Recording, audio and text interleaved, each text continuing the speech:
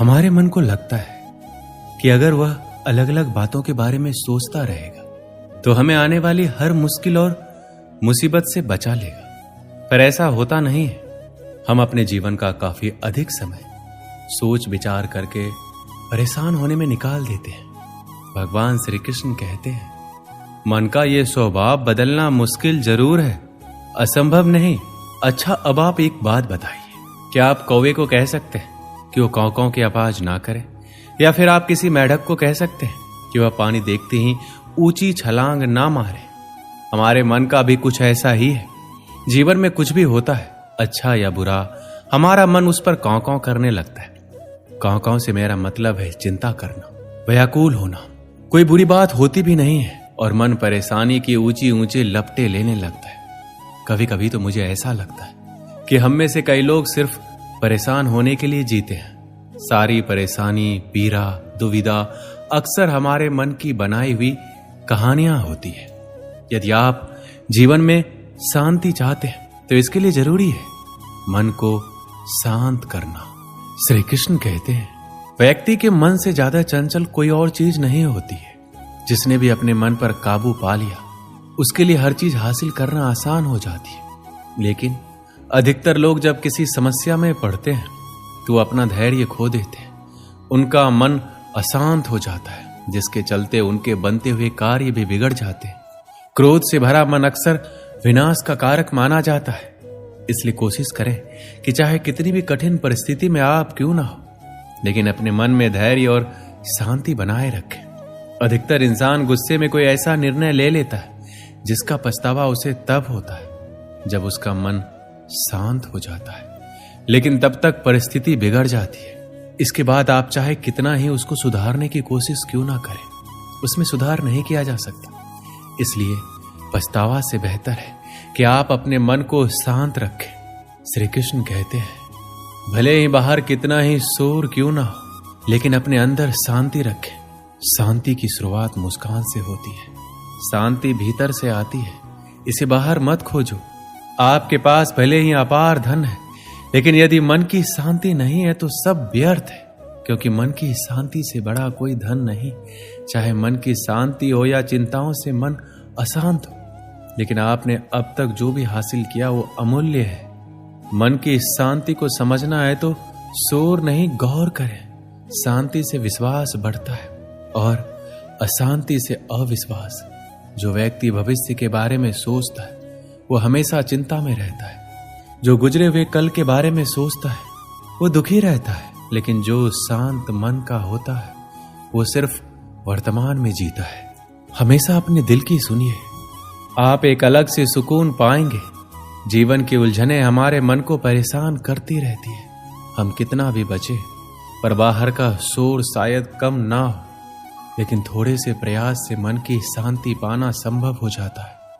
ये तब संभव होता है जब आपके सामने कोई भी कठिनाइयां हो, उसका सामना करने के लिए जब आप हमेशा तैयार रहते हैं। जिसे नियंत्रित नहीं किया जा सकता उसे स्वीकार करने से मन की शांति मिलती है। खुद की गलती स्वीकारना और दूसरों को क्षमा करना मन की शांति प्रदान करता है। जब भी मन अशांत हो, सोचे अभी जो हो रहा है वह हमेशा के लिए नहीं रहेगा। अगर आप कुछ अच्छा कर सकते हैं तो अपने आप में बदलाव लाएं। यदि नहीं बदल सकते तो इसे स्वीकार करने की आदत डालें। हो सकता है इसमें समय लगे, लेकिन जैसे जैसे ये अधिक स्वाभाविक होता जाएगा आप अपने आप को अधिक शांति का अनुभव करने लगेंगे। शांति पाने की कोशिश मत करो, बल्कि अशांति को स्वीकार कर लो। आपको शांति मिल जाएगी। उसके बाद दुनिया में कोई भी आपको अशांत नहीं कर सकता, क्योंकि जब आप अशांति के लिए राजी हैं तो कौन आपको अशांत कर सकता है। अपने मन की स्थिति का जिम्मेदार दूसरों को ठहराकर अपने मन की शक्ति को भूल जाते हैं। सुख दुख सिर्फ इस बात पर निर्भर नहीं करते कि आपके आसपास का माहौल कैसा है, ये इस बात पर भी निर्भर करता है कि आपके अंदर का माहौल कैसा है। जीवन शांति से जिया जाए, इसके लिए आपको अशांति को स्वीकारना होगा। शांति की 2 रोटी अशांति के पकवानों से 1000 गुना बेहतर है। एक शांत प्रिय व्यक्ति के पास जो भी है वो उसमें खुश रहता है, लेकिन जिसके मन में अशांति है वो कोई भी वस्तु पाने के बाद भी खुश नहीं रहेगा। श्री कृष्ण कहते हैं, जीवन का मार्ग टेढ़ा मेढ़ा कांटों से भरा है।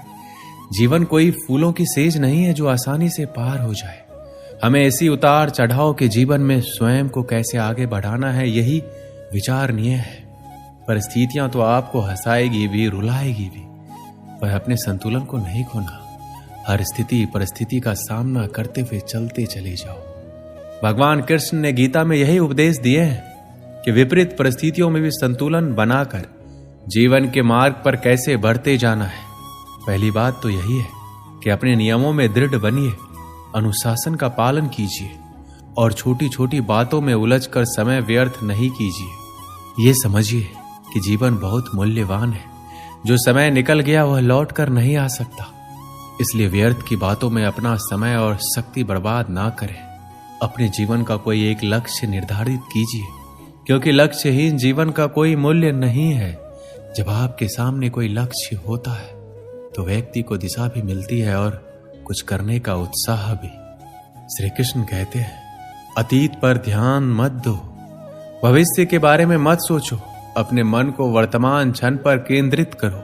स्वास्थ्य सबसे बड़ा उपहार है, संतोष सबसे बड़ा धन है, वफादारी सबसे बड़ा संबंध है।